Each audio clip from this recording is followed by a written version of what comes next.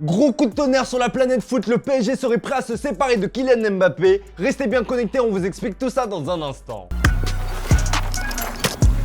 Foot.fr, fournisseur officiel de football. Bonjour à toutes et à tous et bienvenue dans ce nouveau JT Foot Mercato. Alors que le mondial au Qatar bat son plein, les rumeurs concernant l'avenir de Kylian Mbappé refont surface. Sauf qu'il y a une nouveauté dans ce dossier qui paraît interminable. Et oui, cette fois-ci, c'est le PSG qui veut mener la danse dans ce dossier. Le 21 mai dernier, le PSG annonçait la prolongation de Kylian Mbappé après des mois et des mois de suspense concernant son avenir. Tiraillé entre le Real Madrid et le PSG, le natif de Bondy a finalement choisi de prolonger avec le club de la capitale jusqu'en 2025. En réalité, ce dernier a paraphé un contrat jusqu'en 2024 et peut décider d'activer ou non son année optionnelle jusqu'en 2025. La menace d'un nouveau feuilleton Mbappé dès l'horizon 2023 planait donc, mais d'après les informations de The Athletic, les dirigeants parisiens ne souhaitent plus revivre cet épisode et auraient décidé de changer de stratégie. Après avoir évité un départ du joueur libre de tout contrat, les dirigeants franciliens seraient désormais prêts à tirer bénéfice d'une éventuelle vente en 2023 selon le média britannique. Mais même à un an du terme du bail de Mbappé, il faudra sortir le chéquier. Qui peut donc s'offrir les services de celui qui est appelé à prendre la relève de Cristiano Ronaldo et Léo Messi? Eh bien, les listes des prétendants est sacrément longue et prestigieuse. Colère, trahison ou encore rancœur, voici globalement les sentiments ressentis du côté du peuple madrilène après la décision de Kylian Mbappé.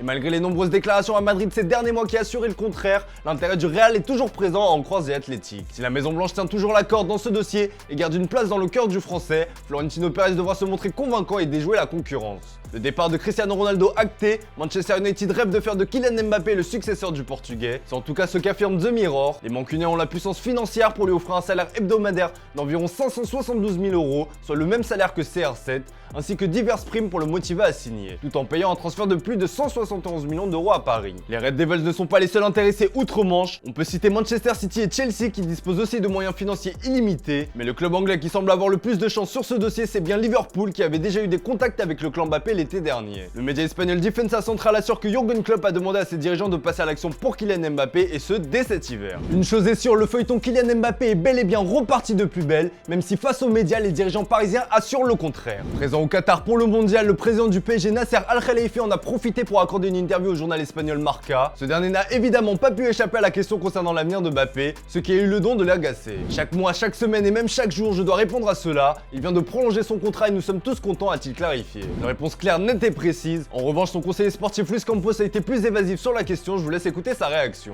Eu penso que Kylian cabe em todas as ligas e penso que Kylian está muy bien en este momento en la liga que está e está muy bien en el PSG.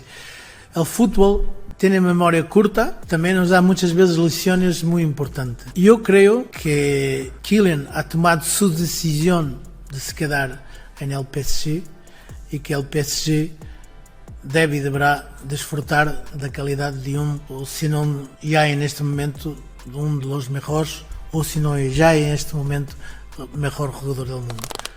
Tout ça nous amène à vous poser la question du jour les amis, que doit faire le PSG pour Kylian Mbappé? Une vente à l'été 2023 ou le convaincre d'activer son année d'option dans son contrat? Comme d'habitude, on attend vos avis dans les commentaires. Hier, Guillaume vous demandait sur quelle révélation de la Coupe du Monde le Real Madrid devait se positionner. Eh bien vous êtes assez partagés, même si les noms de Jamal Musiala et Jude Bellingham reviennent le plus souvent.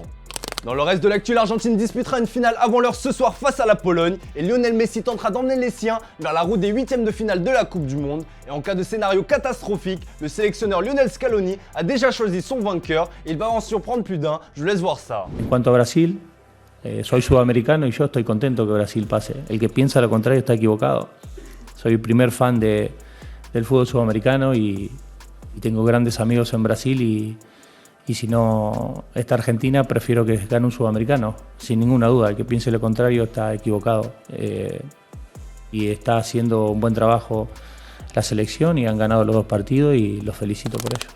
Allez, comme d'hab, on se quitte avec l'image du jour. Amis gamers et fans de ballon rond, j'attire votre attention. Après Neymar et Pogba, c'est Lionel Messi que vous allez pouvoir incarner dans MW2 et Warzone 2. Je vous laisse voir ça. Et avant de se quitter, je vous rappelle qu'on a récemment lancé notre chaîne Twitch Foot Mercato. Retrouvez-nous en direct dès ce soir pour le débrief Tunisie-France. Je vous mettrai le lien dans la description. Voilà les amis, c'est tout pour aujourd'hui. Merci pour votre fidélité. Bonne soirée à vous. On se retrouve dès demain pour un nouveau JT Foot Mercato.